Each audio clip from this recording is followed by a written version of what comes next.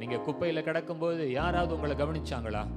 நீங்க புழுதியில் இருந்த பொழுது யாராவது வந்து உங்களை விசாரித்தார்களா? நான் சொல்றேன், இல்லவே இல்லை.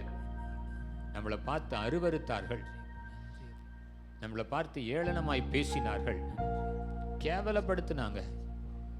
ஆனா கர்த்தருடைய கண்கள் உங்க மேல கண்ணோக்கமாக இருந்தது. இதுவரைக்கும் அவர் நம்மளை சிட்சித்தார், நம்மை கடிந்து கொண்டார். நீ மனம் திரும்புகிறதற்கு ஜாக்கிரதையா இரு என்று வார்த்தைகளை நமக்கு கொடுத்து கொண்டே இருந்தார். இப்பொழுதோ வாசற்படியில் நின்று கதவை தட்டி கொண்டிருக்கிறார். ஹல்லேலூயா, ஹல்லேலூயா, ஹல்லேலூயா. நன்றி ராஜா, நன்றி ராஜா, நன்றி அப்பா. ஆண்டவரே, இந்த 40வது நாளிலே, இந்த கடைசி நிமிஷ நேரத்தில் நீங்க எங்களுக்கு கொடுத்த இந்த மகிமையுள்ள சிங்காசனம் என்கிற வார்த்தைக்காய் ஸ்தோத்திரம். எங்களுக்கு கர்த்தர் வைத்திருக்கிற உன்னதமான மேன்மையான அந்த அனுபவங்களுக்காக ஸ்தோத்திரம்.